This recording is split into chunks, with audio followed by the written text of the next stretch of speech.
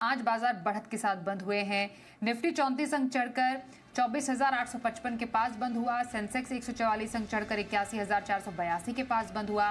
Bank Nifty 71 अंक गिरकर 56,150 के लेवल पर बंद हुआ। रुपए में भारी कमजोरी का दौर जारी है। बाजार में और कहां कैसी हलचल रही है, बता रही हैं प्रियंका उपल आनंद। पॉजिटिव बायस के साथ तो आज बाजार बंद हुए, लेकिन एक दायरे में, एक रेंज में ही काम करते हुए दिखाई दिए। निफ्टी 24,850 के ऊपर लगभग 37 पॉइंट के एक माइनर बढ़त के साथ बंद हुए। सेंसेक्स में लगभग 150 पॉइंट से ज़्यादा की तेज़ी देखने को मिली। बैंक से बहुत बड़ा सपोर्ट नहीं हो पाया। In fact flat to negative trade करते हुए बैंक्स दिखाई दिए।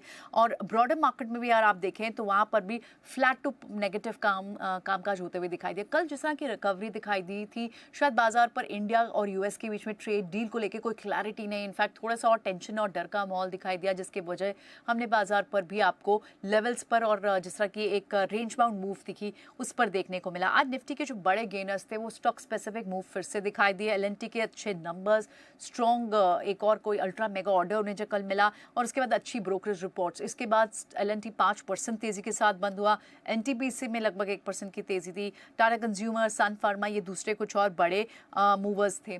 अगर आप ड्रैगर्स की बात करें तो टाटा मोटर्स, क्योंकि इनके लिए एक ओवरसीज एक्विजिशन की न्यूज़ की बात सामने निकल कर आई। बाजार चिंतित था कि वो फंड रेज कैसे होंगे, और इसी के चलते टाटा मोटर्स की इस न्यूज़ को लेकर बाजार ने 3% प्राइस को स्लैश करते हुए दिखाई दिए। इनफैक्ट बाकी आप auto stocks, auto ancillary stocks को देखें, वहाँ पर भी थोड़ी सी स्लम्प ही था।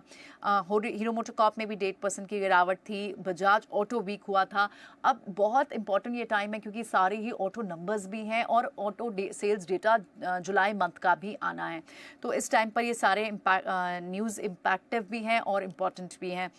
इसके अलावा जो रिजल्ट बेस्ड स्टॉक्स थे, मोइल, केपीआईटी टेक, अच्छी गाइडेंस के बाद, पहले स्टॉक के बाद थोड़ा स्टॉक स्लाइड किया, लेकिन स्ट्रॉन्ग गाइडेंस के चलते हमने देखा है केपीआईटी टेक में भी अच्छी मूव आई। केमिकल स्टॉक से कई सारे गेनर्स थे, और उसके अलावा फार्मा स्टॉक के जो गेनर्स थे उनमें Shilpa Medicare, Ipca lab, AstraZeneca जैसे काउंटर थे। Stand out gainer Avenue supermart था, जब उसने अपना एनालिस्ट मीट किया और नया स्टोर पंजाब में खोला, 426 स्टोर खोला, जिसके बाद बाजार को काफ़ी पसंद आई उनकी कॉमेंट्री भी, और स्टॉक में move I. Jubilant Pharmova, Sumitomo chemical, star health, इनमें काफ़ी अच्छी मूव थी। तो बहुत ही स्टॉक स्पेसिफिक मार्केट आज भी दिखाई दी। Selective buying on the basis of news या फिर अर्निंग्स दिखाई दी।